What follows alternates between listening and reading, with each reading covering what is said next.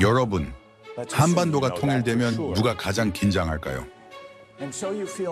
하버드 국제정책학부 강의실. 그날 교수의 발언에 학생들이 숨을 삼켰습니다. 그곳엔 세계 37개국 출신 엘리트 150명이 모여 있었지만 누구도 한국을 문명으로 본 적은 없었습니다. 중국 14억, 일본 1억 2천만, 미국 3억 3천만. 그러나 단 하나, 한반도 8천만이 그 숫자들을 흔들었죠. 하지만 한국은 통일 못합니다. 돈이 없잖아요. 일본인 교환학생의 비웃음이 퍼졌습니다. 그런데 말입니다. 단 10년 만에 세계 반도체 1위, 배터리 점유율 43%, 그리고 세계 최초로 5G, AI 산업 동시 상용화국이 됐으며 한국의 이름 옆엔 미래 문명국 후보라는 문구가 붙습니다. 이제 세계가 답할 차례입니다. 도대체 한국은 언제부터 문명이 되었습니까? 지금부터 그 놀라운 현장 속으로 들어가 보시죠.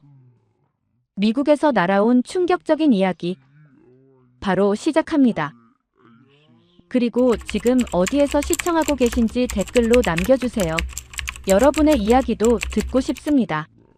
그 전에 잠깐 1초 만에 누를 수 있는 좋아요 버튼을 꾹 눌러주시면 영상 제작에 큰 힘이 됩니다. 그럼 바로 사연 시작하겠습니다. 만약 한반도가 통일된다면 어떻게 될까요? 중국은 긴장할 것이고 일본은 분명히 우려할 것이며 미국은 전략적 계산을 처음부터 다시 세워야 할 겁니다. 놀랍게도 그 모든 대답은 예스입니다. 안녕하세요. 제 이름은 데니 로즈라고 합니다. 하버드 케네디 스쿨 석사 과정에서 국제 정책을 공부하고 있어요. 그날 저는 토브 마이클 교수님의 마지막 강의에서 세계 질서가 흔들리는 순간을 직접 목격했습니다. 교수님은 동북아 지도를 화면에 띄웠고 그 중에서도 한반도는 붉게 빛나고 있었죠. 그리고 이렇게 말씀하셨습니다. 이 땅 위에 8천만 단일 민족이 서는 순간 동북아는 재편된다. 그 말이 끝나자 강의실은 10초 동안 숨소리조차 들리지 않는 정막에 잠겼습니다. 강의실에는 150명 정도의 학생들이 앉아 있었어요. 대부분 국제관계학이나 정책학을 전공하는 학생들이었죠. 솔직히 말하면 저는 그날 강의에 큰 기대를 하지 않았습니다.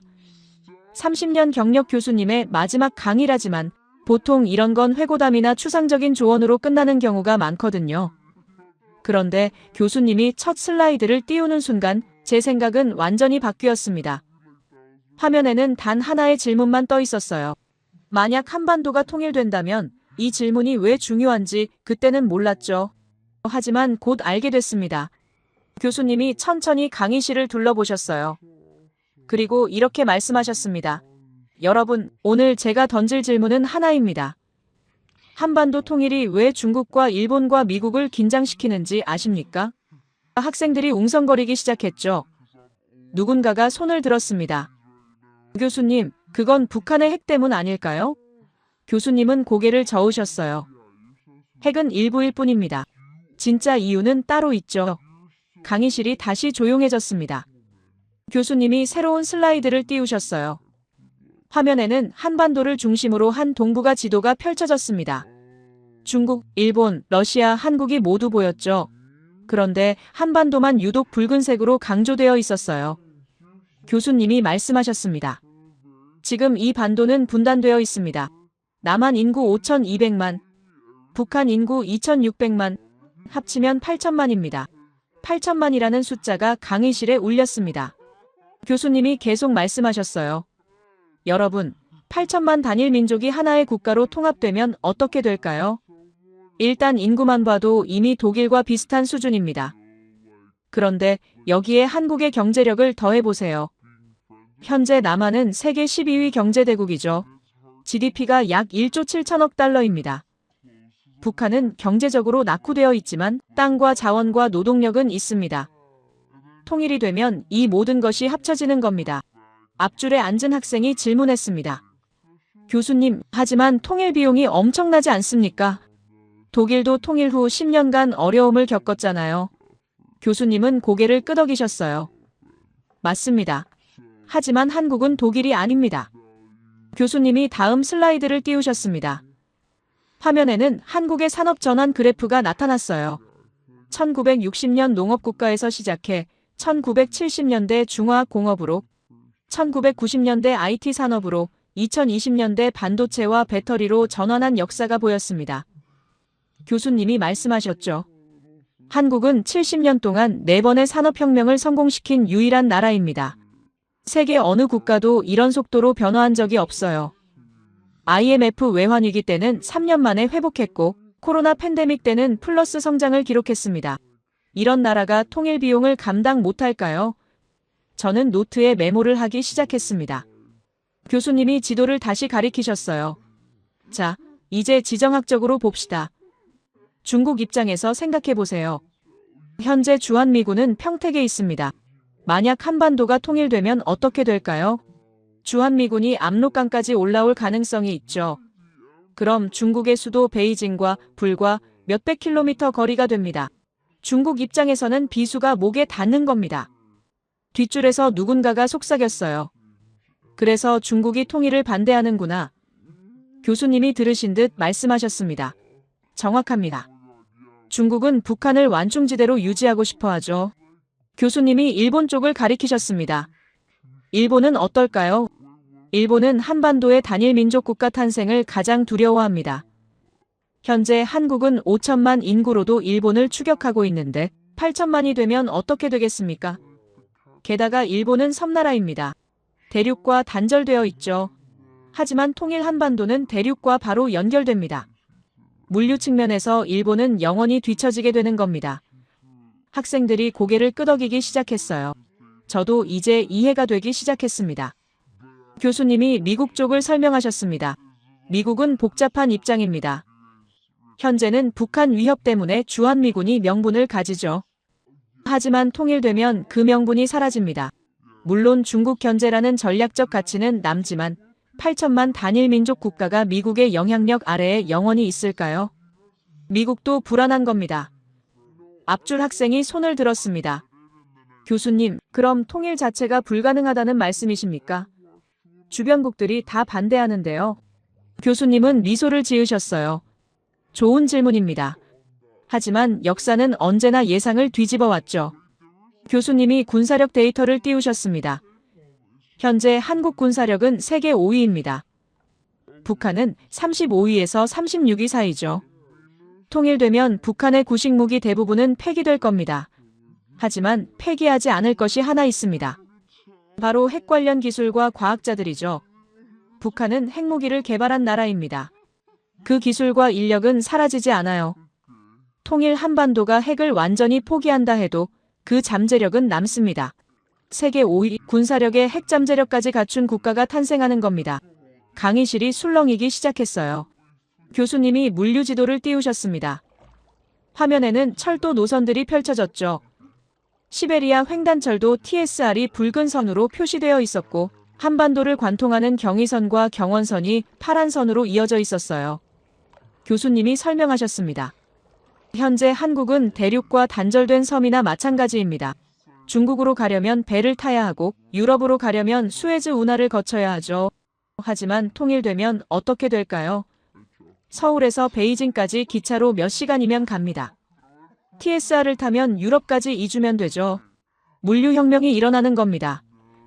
저는 펜을 놓고 화면을 뚫어지게 쳐다봤습니다. 교수님이 마지막 슬라이드를 띄우셨어요. 화면에는 간단한 문장 하나만 있었습니다. 통일 한반도는 동북아의 게임 체인저다. 교수님이 천천히 말씀하셨습니다. 여러분, 이 시나리오가 실현 가능한지 묻는다면 저는 이렇게 대답하겠습니다.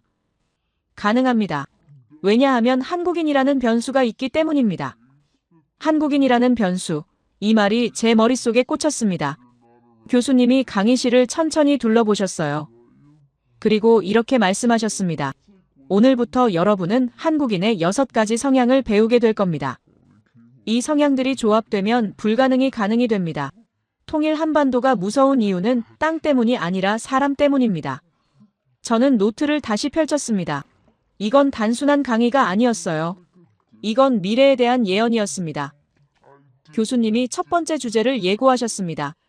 첫 번째, 한국인의 지능과 정밀성입니다. 화면이 바뀌었습니다. 저는 숨을 깊이 들이마셨습니다. 이제부터가 진짜 시작이었습니다. 교수님이 새로운 슬라이드를 띄우셨습니다. 화면에는 지능과 정밀성이라는 제목이 크게 떠올랐죠. 그 아래에는 여러 국가들의 데이터가 나열되어 있었어요. 저는 자세를 고쳐 앉았습니다. 좀 전에 말씀하셨던 통일 한반도의 잠재력, 그 뿌리가 무엇인지 이제 알게 될 것 같았거든요. 교수님이 천천히 입을 여셨습니다. 여러분, 한국인의 지능 수준은 세계적으로 예외적입니다. 예외적이라는 단어가 제 귀에 꽂혔어요. 문제 해결 능력, 정밀 인지 능력, 복잡한 공정 이해 속도 모두 세계 최고 수준이죠. 화면에 OECD 국가들의 순위가 나타났습니다. 한국은 단연 최상위권이었어요. 앞줄에 앉은 학생이 손을 들었습니다. 교수님, 그건 교육 시스템 때문 아닙니까? 날카로운 질문이었죠. 한국은 교육에 엄청난 투자를 하지 않습니까? 그래서 지능이 높게 나오는 거 아닙니까? 저도 그렇게 생각하고 있었어요. 교수님은 미소를 지으셨습니다. 좋은 질문입니다. 하지만 완전히 틀렸어요. 학생이 당황한 표정을 지었습니다. 교수님은 새로운 데이터를 띄우셨어요. 한국의 교육 투자액은 OECD 평균 수준입니다. 하지만 성과는 압도적 상위권이죠. 화면에 각국의 교육 투자액과 성과 비교표가 나타났습니다. 교수님이 설명을 이어가셨어요. 미국은 학생 1인당 교육비가 한국의 2배입니다. 하지만 평균 성취도는 한국보다 낮죠. 이게 어떻게 가능할까요? 교육 시스템이 아니라 학습 능력 자체가 다른 겁니다. 뒷줄에서 다른 학생이 손을 들었습니다. 그럼 타고난 겁니까? 유전적으로 우월하다는 말씀이십니까? 조심스러운 질문이었어요. 교수님은 고개를 저으셨습니다. 유전적 우월성이 아닙니다. 민족적 특성이죠. 민족적 특성이라는 표현이 미묘하게 달랐습니다. 교수님이 역사적 배경을 설명하기 시작하셨어요. 한국은 수백 년간 과거 시험 제도가 있었습니다. 학습이 곧 생존이었고 신분 상승의 유일한 길이었죠. 그 환경이 민족 전체에 각인된 겁니다. 저는 노트에 메모를 했습니다. 과거 시험, 학습 생존, 각인. 교수님이 다음 슬라이드로 넘어가셨습니다. 화면에는 새로운 문장이 떠올랐어요.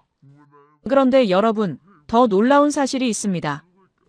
강의실이 다시 조용해졌습니다. 한국인은 세계에서 가장 똑똑한데 동시에 가장 많이 노력하는 민족입니다. 옆자리 학생이 속삭이듯 말했어요. 그건 과도한 경쟁 때문 아닌가요? 작은 목소리였지만 교수님이 들으셨습니다. 과도한 경쟁 때문이라고요. 학생이 당황하며 고개를 숙였어요. 교수님이 말씀하셨습니다.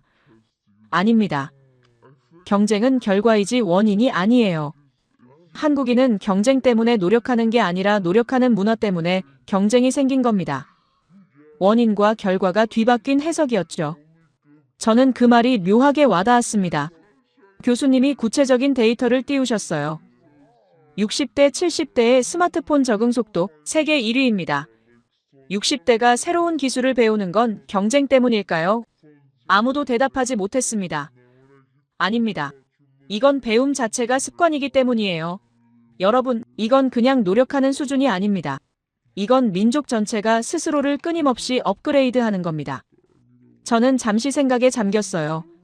제 할머니도 스마트폰을 잘 쓰시지만 한국의 어르신들은 정말 다른 수준이라는 걸 들은 적이 있었거든요. 교수님이 실제 사례를 들기 시작하셨습니다. 50대가 코딩을 배우고 60대가 유튜브 채널을 운영하고 70대가 스마트폰 금융 앱을 능숙하게 다룹니다. 이게 한국의 현실이에요. 앞줄 학생이 다시 손을 들었습니다. 교수님, 그럼 미국은 어떻습니까? 실리콘밸리에 천재들이 많지 않습니까? 좋은 질문이었어요. 교수님은 미국 데이터를 띄우셨습니다. 미국은 상위 1%가 이끄는 나라입니다. 화면에 미국의 능력 분포 그래프가 나타났습니다. 미국의 상위 1%는 세계 최고 수준입니다. 하지만 나머지는 솔직히 말하면 많이 떨어지죠. 그래프의 상단만 높게 치솟아 있었고 나머지는 평평했어요. 미국은 소수의 천재가 국가를 끌고 가는 구조입니다. 교수님이 한국 데이터를 띄우셨습니다. 반면 한국은 평균 전체가 높습니다. 한국은 1%가 아니라 90%가 움직이는 나라죠. 한국의 그래프는 전체적으로 높은 위치에 분포되어 있었습니다. 택시 기사가 경제 뉴스를 분석하고 식당 주인이 마케팅 전략을 세우고 공장 노동자가 공정 개선안을 제안합니다. 이건 소수의 엘리트가 아니라 민족 전체가 작동하는 겁니다. 저는 숨을 깊이 들이켰습니다. 교수님이 정밀성 이야기로 넘어가셨어요. 한국인의 정밀성, 이것은 배워서 되는 게 아닙니다. 화면에 반도체 공장 사진이 나타났습니다. 하얀 방진복을 입은 수많은 노동자들이 보였어요. 0.001mm, 1mm의 1000분의 1도 허용되지 않는 공정을 수만 명이 동시에 수행합니다. 한 학생이 손을 들었습니다. 교수님, 그건 훈련 때문 아닙니까? 철저한 품질 관리 시스템 때문 아닙니까? 교수님은 고개를 저으셨어요. 훈련으로 정밀성을 만들 수 있다면 왜 다른 나라들은 못할까요? 일본도 품질 관리가 뛰어나고 독일도 엔지니어링이 강합니다. 하지만 한국만큼 대규모 정밀 협업을 해내는 나라는 없어요. 학생이 할 말을 잃었습니다. 교수님이 조선업 사진을 띄우셨습니다. 3만 톤짜리 배를 만드는데 수천 명이 밀리미터 단위로 작업을 맞춥니다. 한 사람이 실수하면 전체가 무너지는 구조인데 한국은 그 실수가 거의 일어나지 않아요. 거대한 선박 건조 장면이 펼쳐졌습니다. 저는 그 규모에 압도당했어요. 이건 정밀함이 민족적 본능으로 자리 잡은 겁니다. 교수님의 목소리에 힘이 실렸습니다. 저는 문득 맨 처음 봤던 통일 시나리오가 떠올랐어요. 이런 정밀성을 가진 민족이 대륙과 연결된다면 물류혁명은 당연한 결과일 거라는 생각이 들었습니다.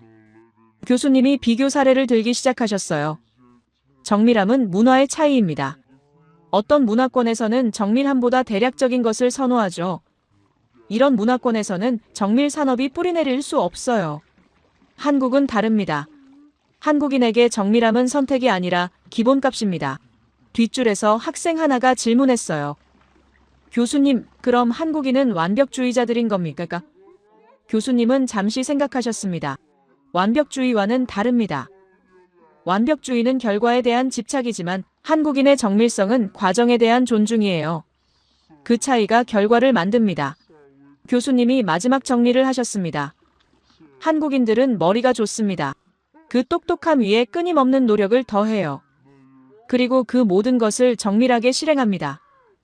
교수님이 천천히 강의실을 둘러보셨습니다. 여러분, 한국의 기적은 정책이나 제도 때문이 아닙니다. 국민의 능력이 국가 시스템을 앞서고 있기 때문이에요. 한 학생이 조심스럽게 손을 들었습니다. 교수님, 그럼 한국은 완벽한 나라입니까? 교수님은 고개를 저으셨어요. 완벽하다는 게 아닙니다. 다르다는 거죠. 한국인의 기본 능력치 자체가 세계 기준을 벗어났다는 겁니다. 기준을 벗어났다는 말이 강하게 울렸어요. 저는 노트에 적었습니다. 90%가 움직이는 나라, 민족 전체의 정밀성, 그리고 강에 처음에 봤던 8천만 통일 한반도의 모습이 겹쳐졌습니다. 이런 능력을 가진 민족이 대륙과 연결되고 TSR 철도를 타고 유럽까지 뻗어나간다면 교수님이 다음 주제를 예고하셨습니다. 자, 이제 두 번째 특성으로 넘어가겠습니다. 화면이 바뀌었습니다. 저는 깊은 숨을 들이마셨습니다. 지능과 정밀성만으로도 충분히 놀라웠는데 아직 5가지가 더 남았습니다. 교수님이 새로운 슬라이드를 천천히 띄우셨습니다. 화면에 떠오른 문장을 보는 순간 저는 고개를 갸우뚱했어요. 한국인은 빨리빨리의 민족이 아니라 미리 하는 민족이다. 빨리빨리와 미리 하는 것이 다른 건가요? 교수님이 학생들의 표정을 읽으신 듯 말씀하셨습니다. 여러분 모두 빨리빨리라는 한국어를 들어본 적 있으실 거예요. 그런데 한국인의 이 빨리빨리 문화는 오해받는 부분이 많죠. 강의실이 조용해졌습니다. 한 학생이 손을 들었어요. 교수님, 그건 성격이 급한 거 아닙니까? 조급하고 여유가 없는 거 아닙니까? 서구 언론이 항상 하던 해석이었습니다. 저도 그렇게 알고 있었어요. 교수님은 정색하셨습니다. 완전히 틀렸습니다. 학생이 당황했어요. 한국인의 빨리빨리는 성격이 급한 게 아닙니다. 이건 뭐든 미리 해야 직성이 풀리는 습성이에요. 미리 해야 직성이 풀린다는 표현이 독특했습니다. 그때였습니다. 뒷줄에 앉아있던 일본인 학생이 손을 들었어요. 저는 그 학생을 알고 있었습니다. 켄지라는 이름의 도쿄대 출신 교환 학생이었죠. 교수님, 제가 자료를 하나 준비했는데 공유해도 될까요? 교수님이 고개를 끄덕이셨습니다. 켄지가 자신의 노트북을 열었어요. 화면에 일본 연구기관의 보고서가 떠올랐습니다. 이건 일본 경제산업성에서 발표한 자료입니다. 한국의 빨리빨리 문화가 품질 저하와 안전사고로 이어진다는 분석이 있어요. 실제로 한국은 산업재해율이 OECD 평균보다 높지 않습니까? 강의실이 술렁이기 시작했습니다. 켄지가 계속 말했어요. 일본은 신중함을 중시합니다. 안전을 확인한 후에 움직이죠. 그래서 우리는 세계에서 가장 안전한 제조 시스템을 가지고 있습니다. 속도보다 안정성이 중요하지 않습니까? 그의 목소리에는 자신감이 묻어났어요. 저는 교수님의 반응을 지켜봤습니다. 교수님은 잠시 침묵하셨습니다. 그리고 아주 평범한 말투로 입을 여셨어요. 좋은 자료입니다. 그런데 켄지, 한 가지 물어봐도 될까요? 켄지가 고개를 끄덕였습니다. 일본은 5G 상용화가 언제였죠? 켄지가 잠시 망설였어요. 2020년입니다. 교수님이 고개를 끄덕이셨습니다. 한국은 2019년이었습니다. 세계 최초였죠. 그럼 포주는요? 켄지의 표정이 굳어지기 시작했습니다. 한국이 2011년, 일본이 2015년입니다. 3G는 한국이 2006년, 일본이 2010년이었어요. 교수님의 목소리는 여전히 평온했습니다. 켄지의 손이 미세하게 떨리는 게 보였어요. 교수님이 계속 말씀하셨습니다. 켄지, 당신이 말한 신중함은 맞습니다. 하지만 그 신중함의 결과를 봅시다. 일본의 디지털 전환 순위는 OECD 최하위권입니다. 팩스와 도장 문화가 아직도 남아있죠. 안전을 확인한 후에 움직인다는 건 좋지만 확인하는 동안 세상은 이미 변해 있습니다. 켄지가 입술을 깨물었어요. 교수님, 하지만 한국의 산업재해율은 교수님이 새로운 데이터를 띄우셨습니다. 한국의 산업재해율은 2010년대 초반 높았습니다. 하지만 지금은 OECD 평균 수준이에요. 개선 속도를 보십시오. 5년 만에 절반으로 줄었습니다. 일본은 30년간 거의 그대로죠. 켄지의 다리가 부들부들 떨리는 게 보였습니다. 교수님이 의자에 기대 앉으셨어요. 켄지, 당신이 가져온 자료는 10년 전 자료입니다. 그 10년 동안 한국은 문제를 발견하고 고쳤어요. 일본은 문제가 없다고 생각하며 그대로 있었죠. 이게 차이입니다. 켄지가 멋쩍은 웃음을 지었습니다. 하지만 그의 손은 여전히 떨리고 있었어요. 앞줄에 앉은 학생들이 서로를 쳐다봤습니다. 저는 노트에 적었습니다. 미리 움직이고 문제를 고친다. 교수님이 본론으로 돌아오셨습니다. 한국인은 기존의 것들을 빨리 끝내고 다음 단계로 나아가려고 합니다. 교수님은 슬라이드를 연달아 넘기기 시작하셨어요. 세계 최초 2세대, 3세대, 4세대, 5세대 이동통신 상용화, 모두 한국입니다. 화면에 연대표가 나타났습니다. 다른 나라들은 한참 뒤에 따라오고 있었어요. 다른 나라들이 3세대를 고민할 때 한국은 이미 4세대를 준비하고 있었습니다. 한 학생이 손을 들었습니다. 교수님, 그건 정부가 강제로 밀어붙인 거 아닙니까? 날카로운 질문이었어요. 교수님은 고개를 저으셨습니다. 정부가 밀어붙인 게 아닙니다. 국민이 먼저 받아들인 거예요. 화면에 새로운 데이터가 떴습니다. 5G 가입자 증가 속도를 보십시오. 정부가 보급한 게 아니라 국민이 먼저 가입했습니다. 그래프가 급격하게 상승하고 있었어요. 한국인은 새로운 기술이 나오면 기다리지 않습니다. 즉시 도입하죠. 교수님은 핵심으로 들어가셨습니다. 여러분, 이건 효율성으로 직결되는 문제입니다. 효율성이라는 단어가 등장했습니다. 어떠한 상황에 처했을 때 가장 효율적으로 빠르게 처리하는 사람들은 두말할 것 없이 한국인들입니다. 교수님의 목소리에 확신이 담겨 있었어요. 코로나19 팬데믹 때를 기억하십니까? 화면에 드라이브스루 검사소 사진이 나타났습니다. 한국이 만든 드라이브스루 검사, 미국 의료진조차 왜 우리는 이걸 생각 못했지 하며 충격받았어요. 차 안에서 검사를 받는 장면이 보였습니다. 신속, 안전, 효율, 세 가지를 동시에 해결한 겁니다. 뒷줄 학생이 손을 들었습니다. 교수님, 그건 우연 아닙니까? 급한 상황에서 나온 아이디어 아닙니까? 교수님은 미소를 지으셨어요. 우연이라고요? 그럼 이것도 우연일까요? 교수님이 다음 사례들을 빠르게 띄우셨습니다.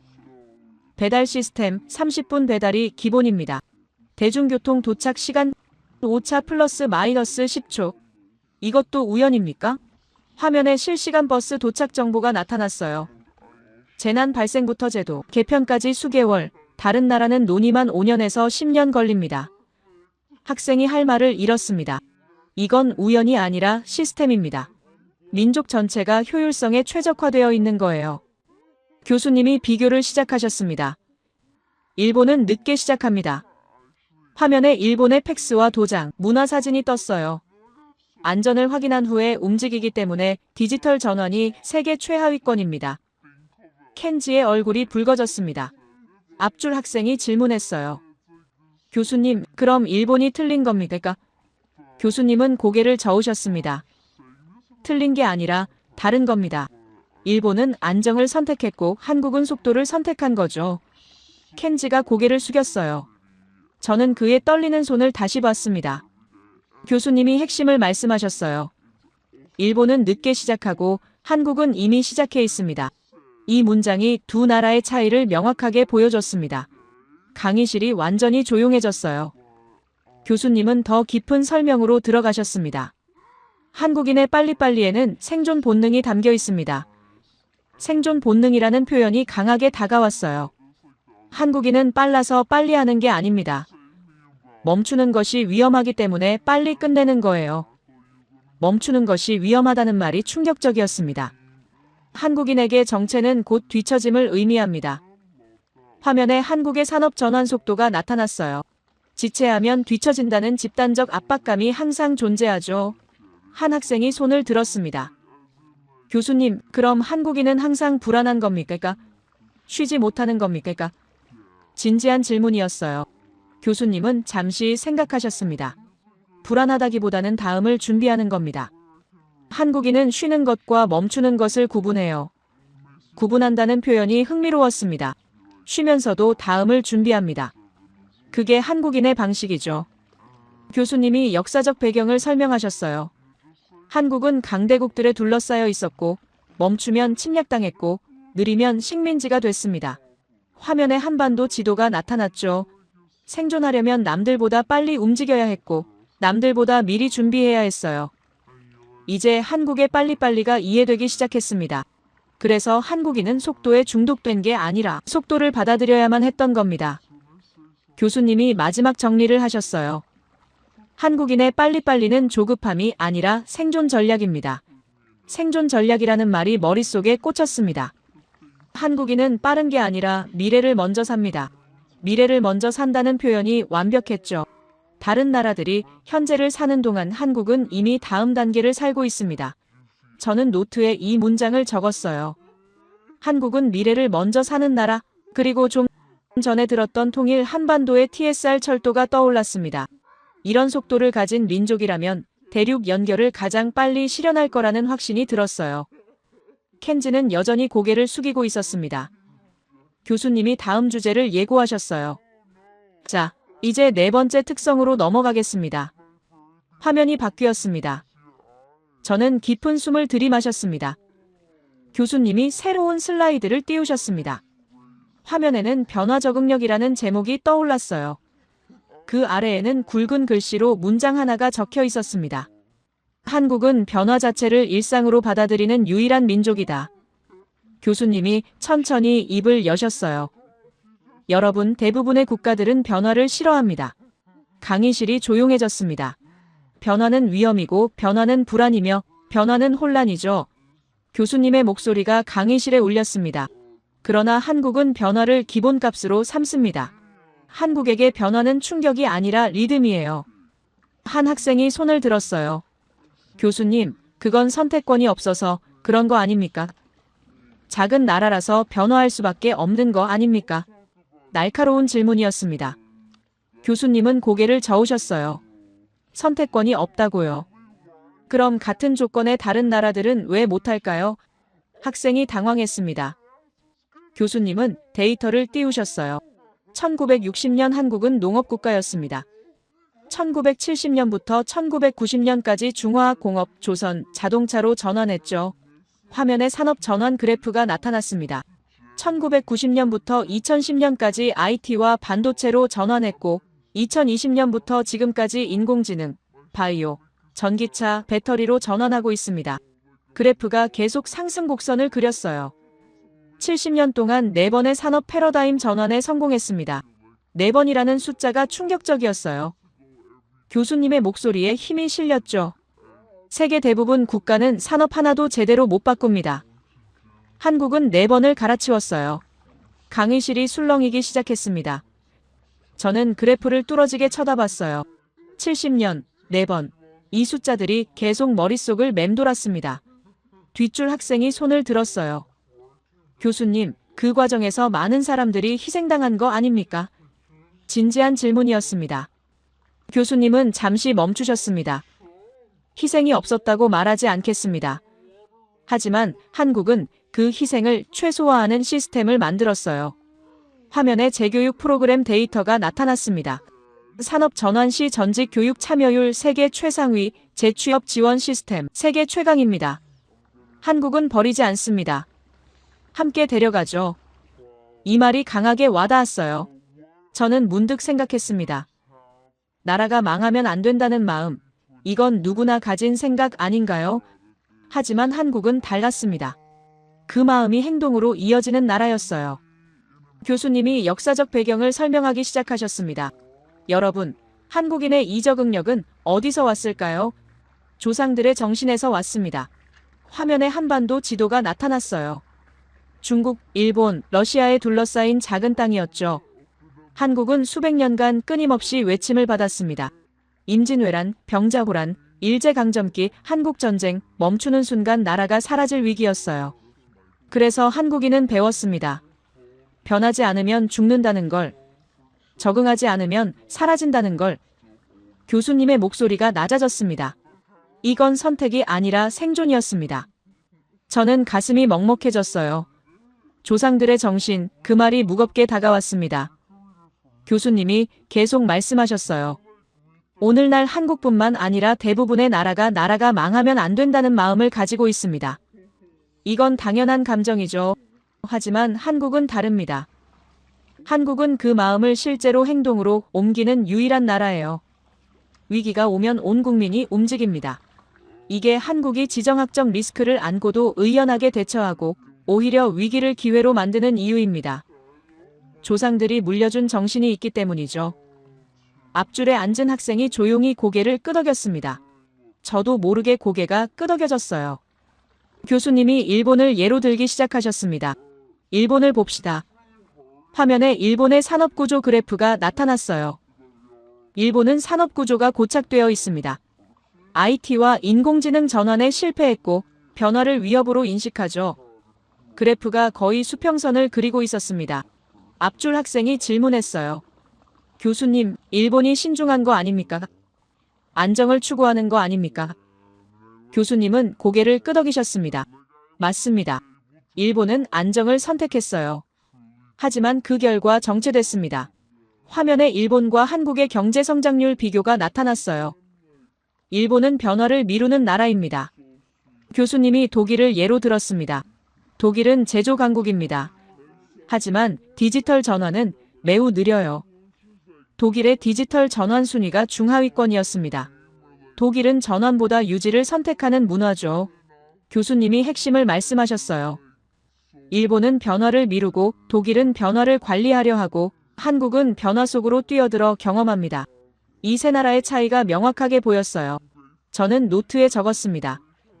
뛰어들어 경험한다. 이 표현이 강렬했습니다. 교수님은 구체적인 사례를 들기 시작하셨어요. 세계 최초 전 국민 스마트폰 전환, 한국입니다. 아날로그에서 디지털 행정으로의 전환 속도, 세계 1위죠. 화면에 각국의 전환 속도, 비교표가 떴습니다. 팬데믹에서 세계 최단 시간 거리두기 시스템 구축, 한국입니다. 한국의 대응 속도가 다른 나라들을 압도했어요. 한 학생이 손을 들었습니다. 교수님, 한국인은 변화를 두려워하지 않습니까? 새로운 걸 배우는 게 힘들지 않습니까? 솔직한 질문이었어요. 교수님은 미소를 지으셨습니다. 한국인은 변화를 두려워하는 게 아니라 정체를 두려워합니다. 정체를 두려워한다는 표현이 새로웠어요. 한국인에게 변화는 기회이고 정체는 실패입니다. 화면에 한국 기업들의 위기 대응 사례들이 나타났어요. 1997년 IMF 외환위기 때 한국은 3년 만에 회복했습니다. 2008년 글로벌 금융위기 때도 가장 빨리 회복했죠. 각국의 경제 회복 속도 비교 그래프가 나타났습니다. 2020년 팬데믹 때도 한국 경제는 플러스 성장을 유지했어요. 한국의 회복 곡선이 가장 가팔랐습니다. 교수님이 결론을 내리셨어요. 한국인은 위기를 위기로 받아들이지 않습니다. 한국인은 위기를 새로운 출발점으로 받아들이죠. 출발점이라는 표현이 충격적이었어요. 저는 잠시 생각에 잠겼습니다. 위기를 출발점으로. 이건 단순한 긍정적 사고가 아니었습니다. 이건 생존 본능이었어요. 교수님은 한국인의 심리를 설명하셨습니다. 한국인은 안정을 추구하지 않습니다. 한국인은 성장을 추구하죠. 한 학생이 반박했어요. 교수님, 그럼 한국인은 영원히 쉬지 못하는 겁니까? 교수님은 고개를 저으셨습니다. 쉬지 못하는 게 아니라 멈추지 않는 겁니다. 한국인은 쉬면서도 다음을 준비해요. 화면에 한국의 산업 로드맵이 펼쳐졌습니다. 반도체가 성공하면 배터리를 준비하고 배터리가 성공하면 인공지능을 준비합니다. 한 산업이 정점에 도달하기 전에 이미 다음 산업에 투자하고 있어요. 정점에 도달하기 전에 다음을 준비한다니 이게 정상입니까? 저는 속으로 중얼거렸습니다. 교수님이 비교했어요. 다른 나라들은 한 산업이 쇠퇴한 후에 다음을 찾습니다. 한국은 쇠퇴하기 전에 이미 옮겨가죠. 화면에 여러 나라들의 산업 전환 타이밍이 나타났습니다. 한국의 타이밍이 다른 나라들보다 훨씬 빨랐어요. 이게 바로 한국이 항상 앞서가는 이유입니다. 저는 숨을 깊이 들이켰어요. 이건 민족 차원의 패러다임이 다른 겁니다. 교수님이 마지막 정리를 하셨어요. 한국은 변화를 두려워하지 않습니다. 한국은 변화를 즐기죠. 한국은 변화 속에서 가장 편안함을 느낍니다. 변화 속에서 편안함을 느낀다니. 이건 정말 특이한 민족이었습니다. 저는 노트에 적었어요. 변화 속의 편안함, 그리고 좀 전에 들었던 통일 시나리오가 떠올랐습니다. 북한 재건, 엄청난 비용이 들 거라고 모두가 말합니다. 하지만 이런 적응력을 가진 민족이라면 통일 비용을 기회로 바꿀 수 있을 거라는 확신이 들었어요. 교수님이 다음 주제를 예고하셨습니다. 자, 이제 5번째 특성으로 넘어가겠습니다. 화면이 바뀌었어요. 저는 깊은 숨을 들이마셨습니다. 지금까지 들은 내용만으로도 충분히 놀라웠는데 아직 2가지가 더 남았습니다. 제 손에 땀이 맺히기 시작했어요. 교수님이 새로운 슬라이드를 띄우셨습니다. 화면에는 집단지능이라는 제목이 크게 떠올랐어요. 그 아래에는 문장 하나가 적혀 있었습니다. 한국인의 집단지능은 개인 능력의 합이 아니라 폭발이다. 교수님이 천천히 입을 여셨어요. 여러분, 한국인은 혼자도 강하지만 함께일 때는 무적입니다. 무적이라는 단어가 강의실을 울렸습니다. 강의실이 조용해졌어요. 학생들 사이에 웅성거림이 흐르기 시작했습니다. 교수님은 슬라이드를 넘기셨어요. 화면에 큰 글씨가 떴습니다. 집단지능. 교수님이 학생들에게 질문하셨습니다. 집단지능이란 무엇입니까? 앞줄 학생이 손을 들었어요. 개인들이 협력해서 더 나은 결과를 내는 것 아닙니까? 교수님은 고개를 저으셨습니다. 그건 협력입니다. 집단지능은 다르죠. 학생이 의아한 표정을 지었어요. 집단지능은 개인의 능력을 합친 것보다 훨씬 큰 결과를 만들어냅니다. 교수님이 구체적인 사례를 들기 시작하셨어요. 좀 전에 말했던 반도체 공정을 다시 살펴보죠. 화면에 반도체 공장 내부가 나타났습니다. 수많은 인원이 공정을 정밀하게 동기화합니다. 하얀 방진복을 입은 노동자들이 정밀하게 움직이고 있었어요. 이건 극한 정밀 협업의 세계, 최고 난이도 산업입니다. 한 학생이 손을 들었습니다. 교수님, 그건 시스템이 잘 되어 있어서 그런 거 아닙니까? 교수님은 미소를 지으셨어요. 시스템이 있다고 다 되는 게 아닙니다. 화면에 새로운 데이터가 떴습니다. 미국은 반도체 설계는 강하지만 공정 협업 실행이 불가능해요. 미국의 반도체 생산 현황이 나타났습니다. 개인의 능력은 뛰어나지만 수만 명을 하나로 움직이는 건 못하죠. 교수님이 조선업 사진을 띄우셨어요.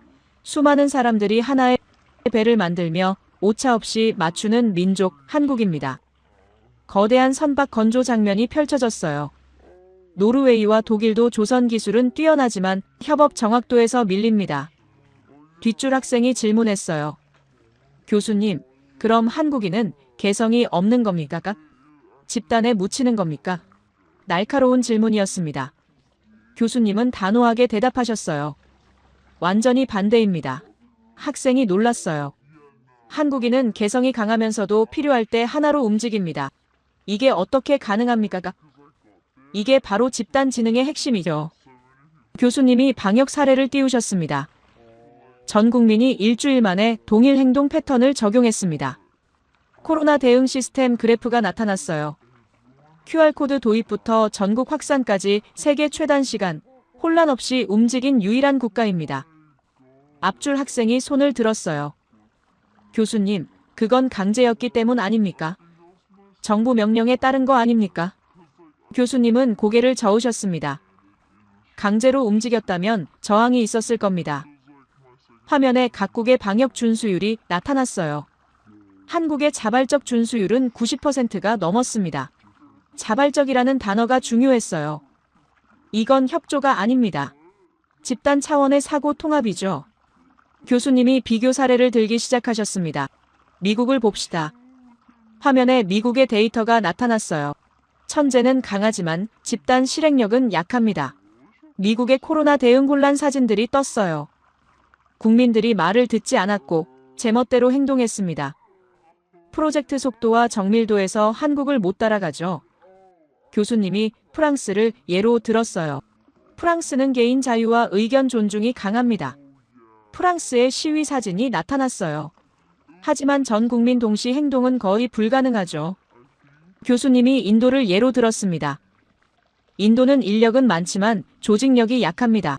인도의 대규모 인파 사진이 떴어요. 대규모 협업 난이도가 매우 높죠. 교수님이 결론을 내리셨어요. 집단으로 가장 강한 민족은 한국 하나뿐입니다. 한 학생이 조심스럽게 손을 들었습니다.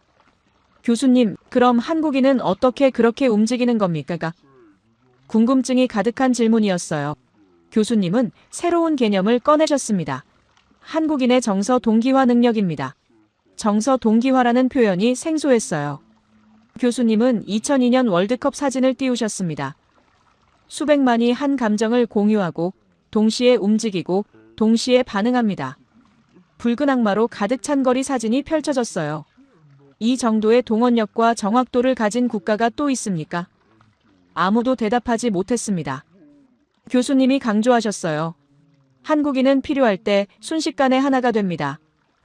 화면에 다양한 한국의 집단 행동 사진들이 나타났습니다. 그리고 필요가 끝나면 다시 개인으로 돌아가죠. 이 능력이 얼마나 특별한 겁니까? 뒷줄 학생이 질문했어요. 교수님, 그럼 한국인은 태어날 때부터 그런 겁니까? 교수님은 잠시 생각하셨습니다. 역사적 환경이 만든 능력입니다. 화면에 한반도 지도가 나타났어요.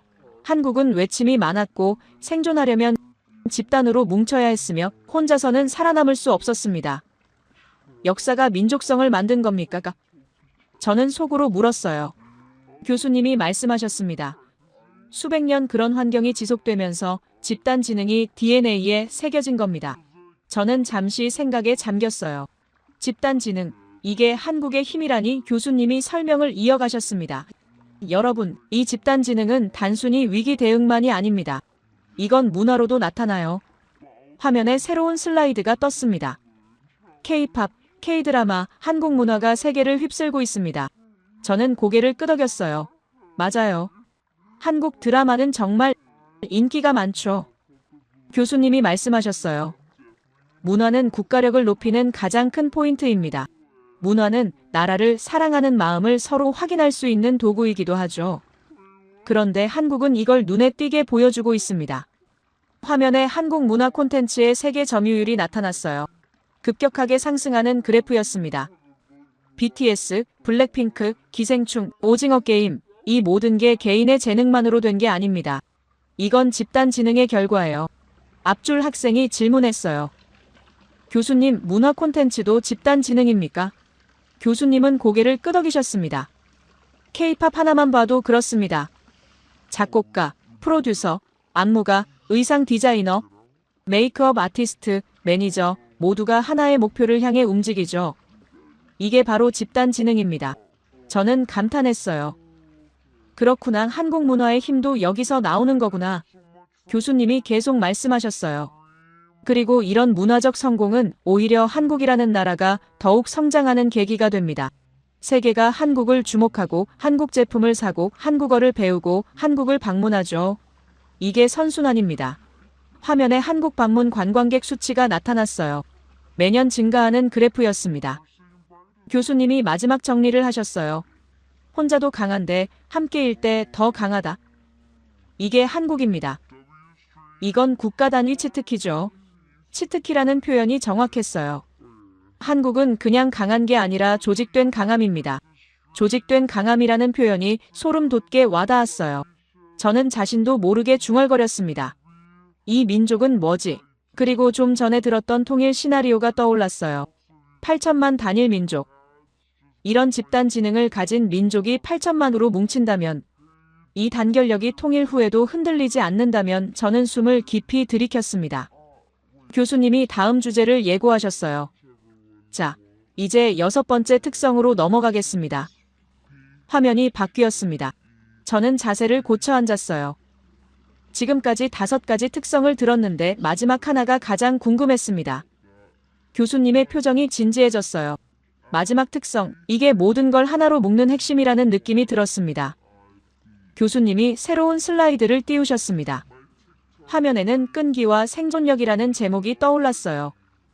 그 아래에는 강렬한 문장이 적혀 있었습니다. 한국인은 포기하지 않는 민족이 아니라 포기할 줄 모르는 문명이다. 교수님이 천천히 입을 여셨어요. 여러분, 한국의 근성은 서사나 감정이 아닙니다. 강의실이 조용해졌습니다. 한국의 근성은 데이터입니다. 교수님은 IMF 그래프를 띄우셨어요. 1997년 IMF 외환위기, 20년 걸릴 위기를 3년 만에 끝낸 민족은 세계 역사상 한국이 유일합니다. 그래프가 급격하게 하락했다가 빠르게 회복하는 모습이 보였어요. 강의실이 술렁이기 시작했습니다. 한 학생이 손을 들었어요. 교수님, 그건 운이 좋았던 거 아닙니까? 타이밍이 맞았던 거 아닙니까? 날카로운 질문이었습니다. 교수님은 고개를 저으셨어요. 운이라고요. 교수님이 비교 데이터를 띄우셨습니다. 좀 전에 변화 적응력에서 이야기했지만 한 가지 예를 들기 위해 다시 이야기하겠습니다. 그리스는 20년간 부채 위기를 반복했어요. 아르헨티나는 IMF에 반복 진입했습니다. 화면에 두 나라의 경제 그래프가 나타났어요. 회복 곡선이 거의 보이지 않았습니다. 같은 위기를 겪었는데 왜 한국만 회복했습니까? 학생이 할 말을 잃었어요. 운이 아니라 시스템입니다. 교수님이 강조하셨어요. 저는 노트에 적었습니다. 시스템. 운이 아니라 시스템. 교수님은 한국의 대응 방식을 설명하기 시작하셨습니다. 한국의 끈기는 정신력이 아니라 행동력입니다. 행동력이라는 표현이 새로웠어요. 국민 금 모으기 운동 아십니까? 화면에 금을 들고 줄 선 사람들의 사진이 나타났습니다. 350만 명이 자발적으로 금을 내놨어요. 350만이라는 숫자가 엄청났습니다. 기업 구조 조정을 동시에 실행했고 국민 소비 절제율이 세계 최고였으며 정부와 기업과 국민이 모두 참여한 유일한 경제 정상화 프로세스였습니다. 앞줄 학생이 손을 들었어요. 교수님, 그건 정부가 강요한 거 아닙니까? 교수님은 단호하게 대답하셨습니다. 강요했다면 350만 명이 참여할 수 있었겠습니까? 학생이 고개를 숙였어요. 이건 자발적 참여였습니다. 국가를 살리기 위한 집단적 결단이었죠. 교수님의 목소리에 힘이 실렸습니다. 한국의 끈기는 버티는 힘이 아니라 문제를 부숴버리는 힘입니다. 부숴버린다는 표현이 강렬했어요. 저는 숨을 깊이 들이켰습니다. 한국은 가만히 있어도 강해 보이는데 움직이면 그 강함이 폭발하는 느낌이었어요. 뒷줄 학생이 질문했습니다.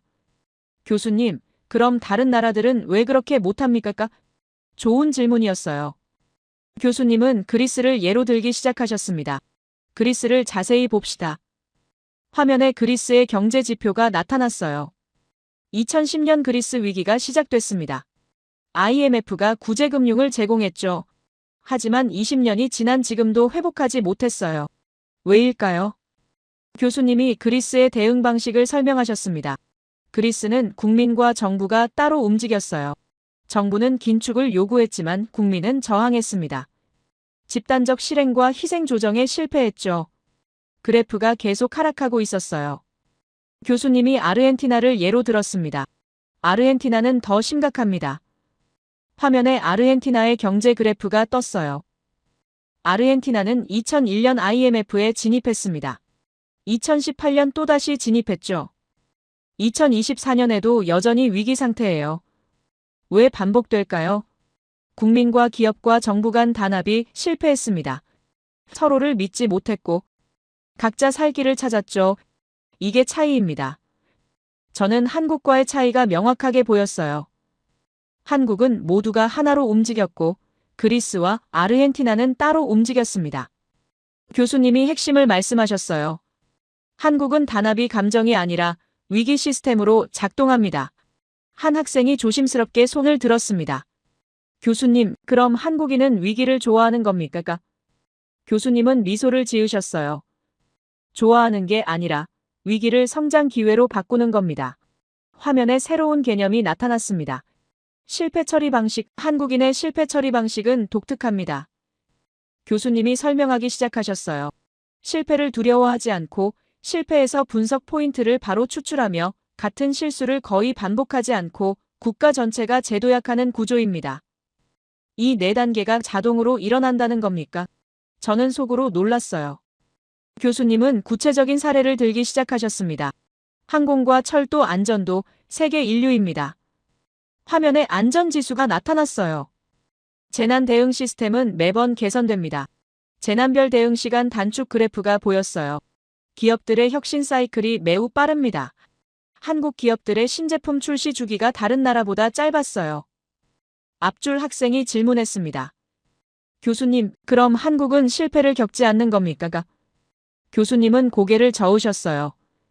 실패를 겪지 않는 게 아니라 실패를 빨리 고치는 겁니다. 빨리 고친다는 표현이 정확했습니다. 다른 나라들은 실패 후 논의만 5년에서 10년 걸립니다. 화면에 각국의 제도 개선 소요 시간이 나타났어요. 한국은 문제 발생부터 제도 개편까지 수개월입니다. 한국의 막대가 압도적으로 짧았어요. 세월호 사고 이후 해양안전 전면 개편, 지하철 스크린도어 전국 설치, 화재 관련 법규 즉시 강화, 모두 1년 이내에 완료됐습니다. 뒷줄 학생이 감탄하며 말했어요. 믿기지 않는데요. 교수님은 고개를 끄덕이셨습니다. 저도 처음에는 믿기지 않았습니다. 교수님 자신도 놀라셨다는 겁니까? 하지만 이게 한국입니다. 저는 전율이 느껴졌어요. 교수님이 한국과 그리스, 아르헨티나를 다시 비교하셨습니다. 그리스는 20년간 논의만 했습니다. 국민은 정부를 믿지 않았고 정부는 국민을 믿지 않았죠. 아르헨티나는 30년간 같은 실수를 반복했습니다. 정치권은 싸웠고 국민은 분열됐어요. 하지만 한국은 3년 만에 일어났습니다. 왜일까요? 화면에 세 나라의 비교표가 떴습니다. 한국은 신뢰가 있었습니다. 국민은 정부를 믿었고, 정부는 국민을 믿었고, 기업은 국가를 믿었어요. 이 신뢰가 행동으로 이어졌습니다. 저는 노트에 적었습니다. 신뢰 행동, 결과. 교수님이 마지막 정리를 하기 시작하셨어요. 한국인은 천재적인 데다가 미래를 미리 보고 빠르게 움직이고 변화를 즐기고 집단으로 사고합니다.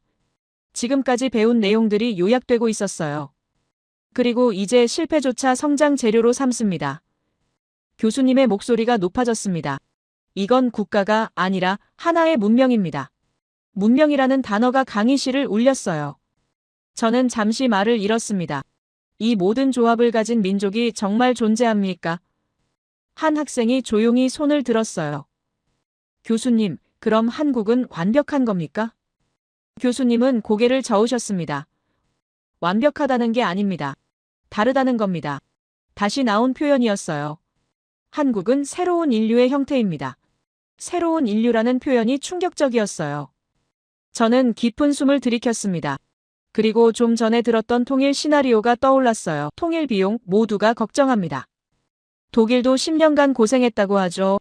하지만 이런 끈기를 가진 민족이라면, 이 끈기가 분단 70년을 끝낸다면 통일 비용도 극복 가능할 거라는 확신이 들었습니다. 저는 전율을 느꼈어요. 교수님이 다음 주제를 예고하셨습니다. 자, 이제 마지막 특성으로 넘어가겠습니다. 화면이 바뀌었어요. 저는 자세를 고쳐 앉았습니다. 지금까지 6가지 특성을 들었는데 마지막 하나가 남았습니다. 교수님의 표정이 더욱 진지해졌어요. 이게 모든 걸 하나로 묶는 핵심이라는 느낌이 강하게 들었습니다. 저는 펜을 다시 잡았어요. 마지막 특성, 이게 한국을 완성하는 마지막 퍼즐 조각이라는 생각이 들었습니다. 교수님이 새로운 슬라이드를 띄우셨습니다. 화면에는 시민주권 애국심이라는 제목이 떠올랐어요. 그 아래에는 강렬한 문장이 적혀 있었습니다. 한국인의 애국심은 감정이 아니라 국가 운영 시스템이다. 교수님이 천천히 강의실을 둘러보셨어요. 조용한 강의실에 교수님의 목소리가 울렸습니다.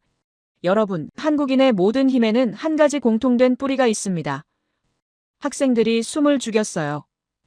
화면에 새로운 단어가 떠올랐습니다. 시민주권 애국심. 교수님은 설명을 시작하셨어요. 한국의 애국심은 군주적 충성도가 아니고 감정적 열광도 아닙니다. 그럼 뭡니까? 한국의 애국심은 국가를 스스로 운영하는 시민의식입니다. 국가를 스스로 운영한다는 표현이 생소했어요. 앞줄 학생이 손을 들었습니다. 교수님, 그건 과장 아닙니까? 국민이 국가를 운영한다는 게 말이 됩니까? 날카로운 질문이었어요. 교수님은 미소를 지으셨습니다. 과장이 아닙니다. 사실이죠. 학생이 당황한 표정을 지었어요. 교수님은 예시를 들기 시작하셨습니다. 정부가 잘못되면 국민이 직접 수정합니다. 화면에 촛불 집회 사진이 나타났어요. 수백만 명이 거리로 나왔지만 폭력은 없었습니다. 질서 정연하게 촛불을 든 사람들의 모습이 보였어요. 제도가 무너지면 시민들이 시스템을 새로 세웁니다. 뒷줄에서 다른 학생이 질문했어요. 교수님, 그건 혁명 아닙니까? 혼란 아닙니까? 교수님은 고개를 저으셨습니다. 혁명이지만 혼란이 아닙니다. 혁명인데 혼란이 아니라니, 이게 가능합니까? 한국의 촛불 집회에는 단 한 명의 사상자도 없었습니다. 화면에 통계가 나타났어요. 폭력 사건 제로, 약탈 제로, 방화 제로입니다. 이게 정말 혁명입니까? 저는 믿기지 않았어요. 이건 혼란이 아니라 질서 있는 시스템 교체입니다. 교수님의 설명이 이어졌어요. 재난 시에는 시민이 자발적으로 질서를 만듭니다. 화면에 재난 대응 사진들이 나타났어요. 줄 서기, 양보하기, 협력하기 모두 강제가 아니라 자발적입니다. 한 학생이 조심스럽게 손을 들었습니다. 교수님, 그럼 한국 정부는 약한 겁니까? 흥미로운 질문이었어요. 교수님은 고개를 저으셨습니다. 약한 게 아니라 국민과 파트너십을 이루는 겁니다. 파트너십이라는 표현이 새로웠어요. 전 세계 민주주의 중 시민이 실질적 운영자인 국가는 한국이 거의 유일합니다. 거의 유일하다는 말이 또 나왔습니다. 교수님이 잠시 멈추셨어요. 그리고 조심스럽게 입을 여셨습니다. 여러분, 이건 조금 무거운 주제입니다. 민감한 주제일 수도 있어요. 강의실이 더 조용해졌습니다. 하지만 명확한 성격을 보여주는 사례입니다. 한국인은 조용히 세상을 바꿉니다. 변화를 직접 몸으로 보여주죠. 교수님의 목소리가 낮아졌어요. 저는 자세를 고쳐 앉았습니다. 교수님은 비교 사례를 들기 시작하셨습니다. 미국을 봅시다. 화면에 미국의 데이터가 나타났어요. 미국은 민주주의가 강합니다. 미국의 민주주의 지수가 높게 나타났어요. 하지만 시민 결집력은 낮습니다. 화면에 미국의 정치적 분열 사진들이 떴어요. 국가 위기를 국민이 직접 재정비하지 못합니다. 앞줄 학생이 말했어요. 그건 미국이 자유를 중시해서 그런 거 아닙니까? 교수님은 고개를 끄덕이셨습니다. 맞습니다. 하지만 그 자유가 위기 상황에서 약점이 됩니다. 자유가 약점이 될 수도 있다는 겁니까? 저는 놀랐어요. 교수님이 중국을 예로 들었습니다. 중국은 애국심이 강합니다. 화면에 중국의 국가 행사 사진이 나타났어요. 하지만 시민 주거는 아닙니다. 중국의 정치 구조 그래프가 떴어요. 국가가 국민을 관리하는 구조입니다. 교수님이 프랑스를 예로 들었어요. 프랑스는 개인 자유가 강합니다. 프랑스 혁명 기념일 사진이 나타났어요. 하지만 국가적 결집은 잘 안 됩니다. 프랑스의 노란 조끼 시위 사진이 떴어요. 위기 시 혼란이 증가합니다. 교수님이 결론을 내리셨어요. 한국은 시민이 나라를 움직이는 유일한 고도 민주주의입니다. 고도 민주주의라는 표현이 정확했어요. 뒷줄 학생이 질문했습니다. 교수님, 그럼 한국 국민은 항상 정치에 관심이 많습니까? 교수님은 고개를 저으셨어요. 평소에는 개인 생활에 집중합니다. 그럼 언제 움직입니까? 하지만 필요한 순간에는 즉시 결집합니다. 필요한 순간이라는 게 언제입니까? 교수님이 설명하셨어요.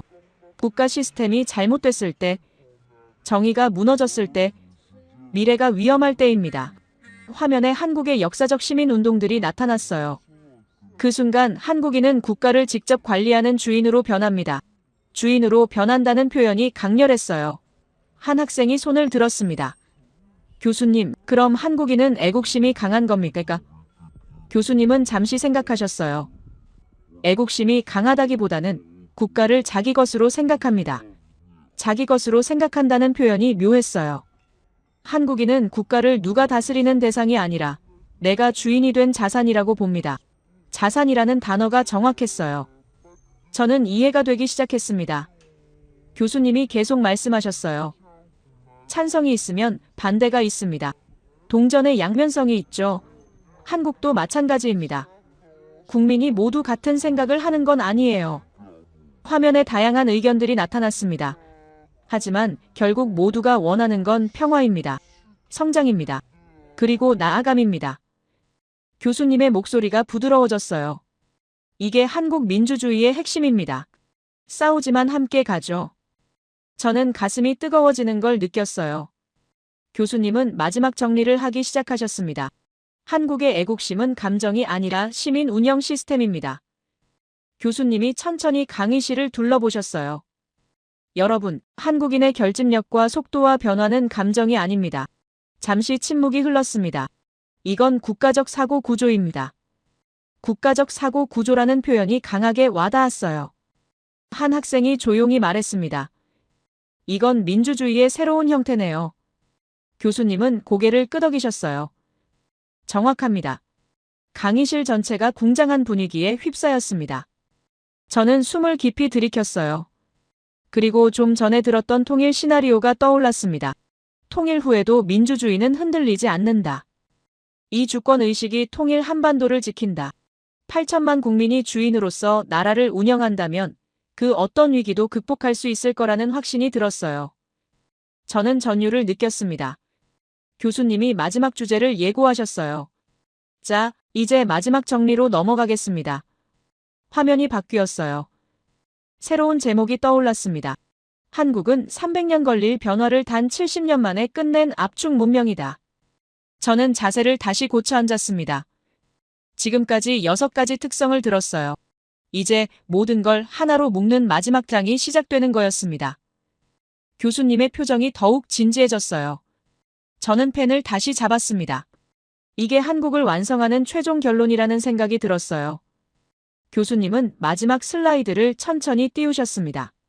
화면이 천천히 바뀌면서 새로운 표가 등장했어요. 제 심장이 빠르게 뛰기 시작했죠. 화면에는 4가지 문명 구분이 나타났습니다. 산업 문명 서구, 문화 문명 일본, 규모 문명 중국, 적응 문명 한국. 강의실이 술렁이기 시작했어요. 학생들이 서로를 쳐다보며 속삭였죠. 교수님이 입을 여셨습니다. 여러분, 한국은 속도도 운도 아닌 구조 자체가 다른 문명입니다. 구조 자체가 다르다는 말이 강하게 울렸어요. 앞줄 학생이 손을 들었습니다. 교수님, 문명이라는 표현이 과하지 않습니까? 한국은 아직 선진국 된 지 얼마 안 됐잖아요. 날카로운 질문이었죠. 교수님은 고개를 저으셨습니다. 과하지 않습니다.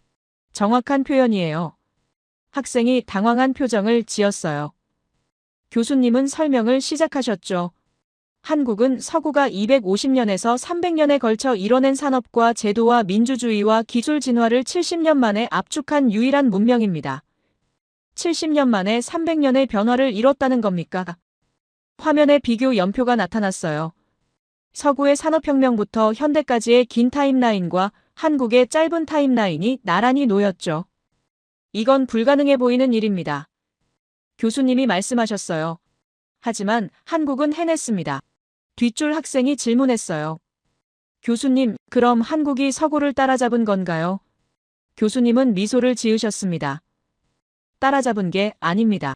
그럼 뭡니까? 앞서가고 있습니다. 앞서가고 있다는 말에 강의실이 술렁였죠. 교수님은 지금까지 배운 내용들을 정리하기 시작하셨어요. 한국인의 기본 스펙은 세계 최상위입니다. 한국인은 미래를 미리 감지합니다. 한국인은 속도를 생존으로 받아들입니다.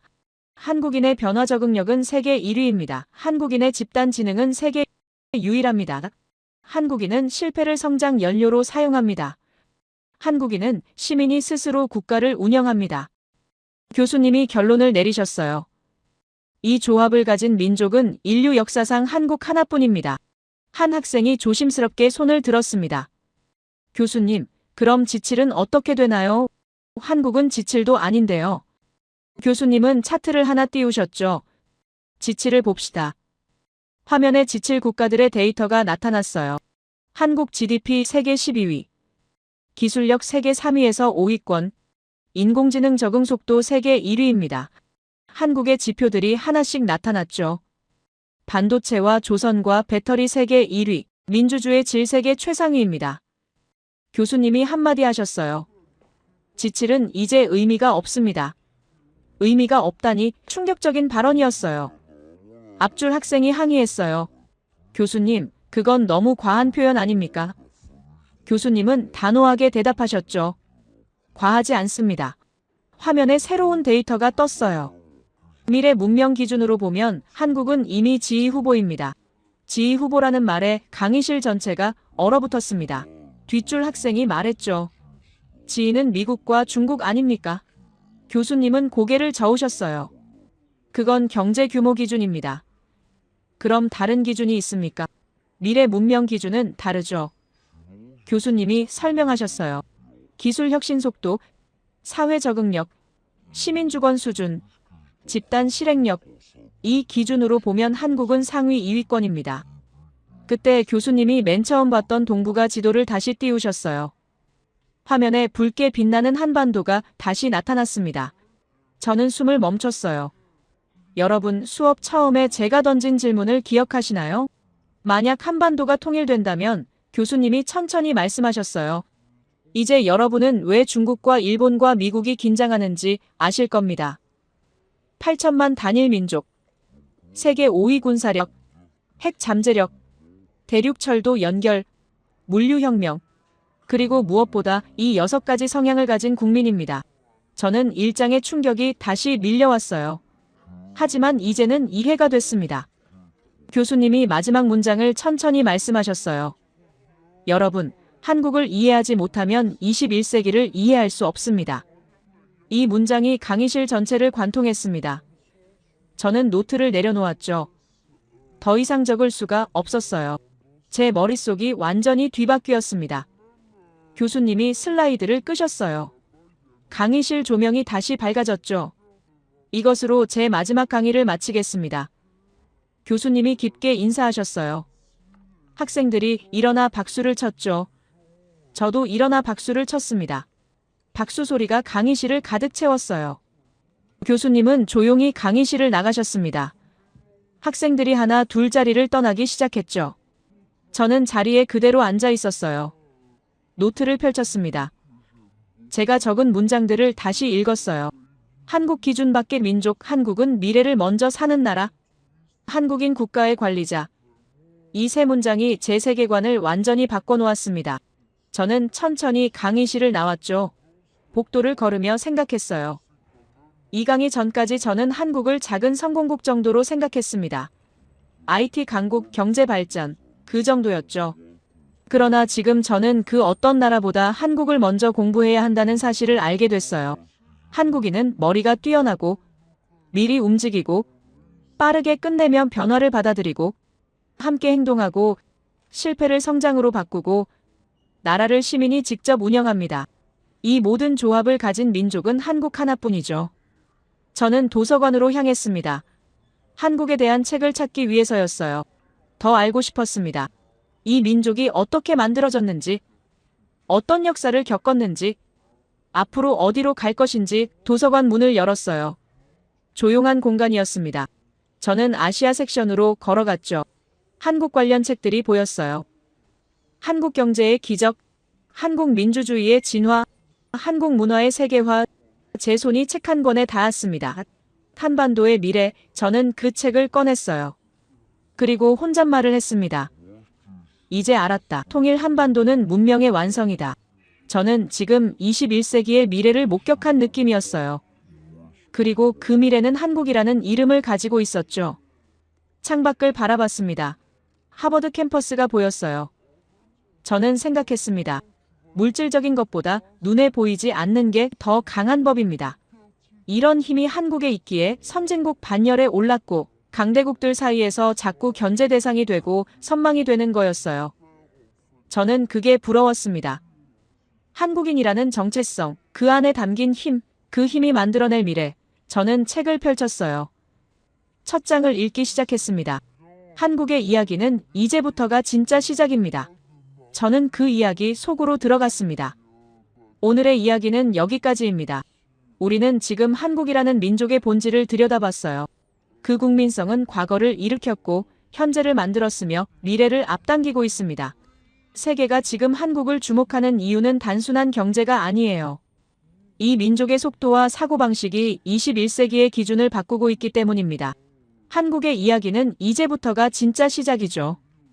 통일과 함께 완성될 미래, 그 미래가 우리 앞에 펼쳐지기를 바랍니다. 제 이야기를 끝까지 들어주셔서 감사합니다. 모두 안녕히 계세요. 오늘의 사연 어떻게 들으셨나요? 우리가 살아가다 보면 세상이 너무 복잡하게만 느껴질 때가 있죠. 하지만 누군가의 이야기를 듣고 나면 그 복잡한 세상 속에서도 여전히 진심이 통하고 서로를 이해하려는 마음이 있다는 걸 깨닫게 되는 것 같습니다. 때로는 너무 앞서 가려다 주변을 놓칠 때도 있고 너무 뒤에 머물러서 기회를 놓칠 때도 있지만 결국 중요한 건 방향이 아니라 마음이 아닐까 싶어요. 오늘 이야기 속에서도 그랬죠. 사람들은 다 다르지만 결국 같은 곳을 바라보고 있었어요. 살아간다는 건 어쩌면 서로 다른 속도로 같은 길을 걷는 일일지도 모릅니다. 우리가 미처 몰랐던 한순간의 선택, 그리고 그 속에 담긴 마음 하나가 인생을 완전히 바꿔놓기도 하니까요. 어쩌면 오늘 이야기도 그걸 말해주려는 게 아니었을까 생각해봅니다. 여러분은 어떻게 느끼셨나요? 여러분의 생각을 아래 댓글에 남겨주세요. 그리고 감동적인 사연을 주변 사람들과 공유하고 함께 이야기 나눠보세요. 마지막으로 1초밖에 걸리지 않는 구독과 좋아요, 알림 설정은 영상 제작에 큰 힘이 됩니다. 지금까지 감동을 담아 여러분께 진심을 전하는 감동담기였습니다. 오늘 하루도 행복한 하루 보내세요.